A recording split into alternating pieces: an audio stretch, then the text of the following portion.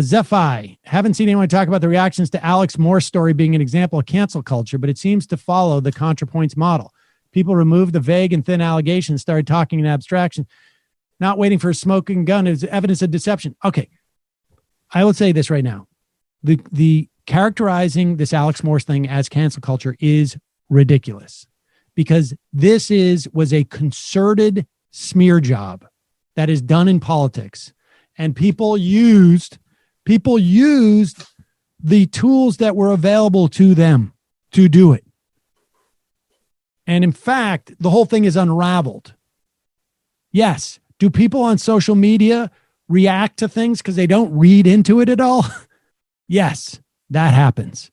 People are lazy. Out of a good faith effort to tend to believe the accuser over the accused in any given scenario. There was no accuser.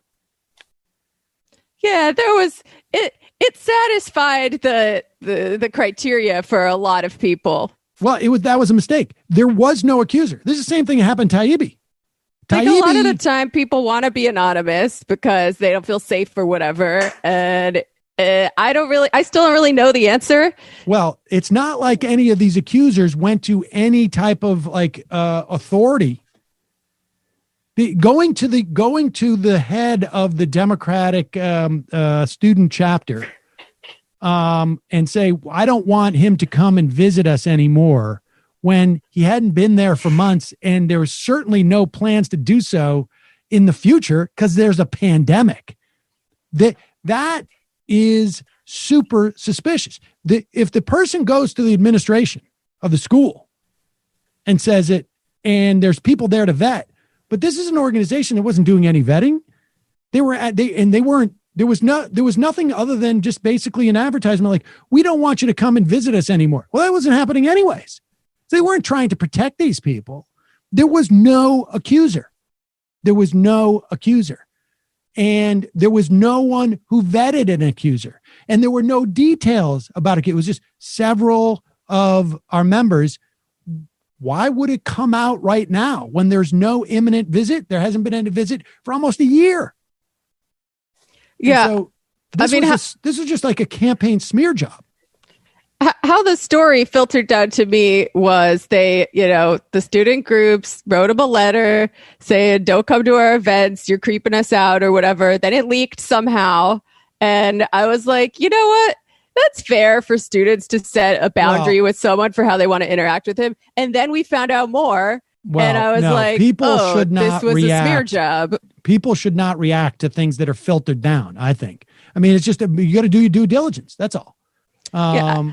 I mean, there's three options here, right? There's you believe the accuser is lying until proven they're not, or the groups claiming to speak for anonymous accusers, right? You assume they're lying until they're proven not to be, or you assume that they're not lying until they're proven to be, or you don't believe either side of it. No, that's my point. In fact, that's absolutely wrong, because it's not, I assume anything. The thing, you don't need to just assume. You can actually evaluate each circumstance based upon the specifics of the circumstance. And like, if Morse was scheduled to go visit the Democratic student Democrats in a week, and they send a letter and say, I'm sorry, we're going to have to rescind. Frankly, there's been some problems. Then I would say, hey, wait a second. There could be something more to this. If it was a private letter that didn't leak, and I don't know that it was, it was put out. Then maybe it's a different situation. But with no imminent visit, with no absolute, I mean, and how do you know there was no imminent visit? Because there's a pandemic. I mean, that's a big red flag.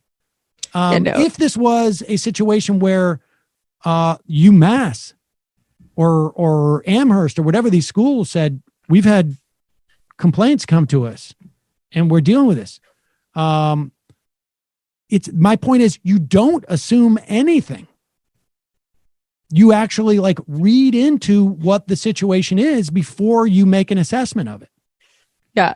I mean, I will say I am afraid that enemies of the left will capitalize on our efforts to be sensitive around accusations of boundary crossing, sexual harm, whatever, that they will take advantage of these best practices that are informed by transformative justice and weaponize these accusations against leftist candidates. And maybe there won't be a report from The Intercept next time.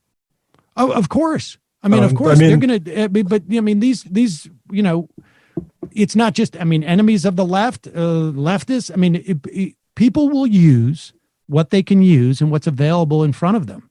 And in an era when, like, I don't know, Mike Cernovich, searching the word rape in my Twitter feed and using that. I mean, people will use this stuff whenever they can. And all that is involved, all you really need ultimately to deal with it is, people need to scrutinize these claims. And when there's a sufficient amount of substantiation, or at the very least, there is look, in this same thing happened with Taibbi. There was no accuser. He was never accused by a person that he did anything to anybody. No, it was a misunderstanding in which he did himself very few favors. Yeah, that's true. But the fact is, there was no accuser, and it's like you cannot even if you subscribe to the idea that I always believe the accuser. You need to have an accuser. Just like if we just base it upon some non-authoritative organization, right, and say that and they're being completely anonymous. I think it's dangerous regardless of what the topic is. Well, sometimes accusers want to be anonymous because you see what happens to them when they're not. I get that. I don't have a great answer to this because I don't understand. Let me ask you this: what is the logic of going to the feeling that you're going to have your anonymity protected by multiple student organizations as opposed to going to the administration? Yeah, well, in this case, it was certainly fishy. Yeah. Just talking more generally. Zach,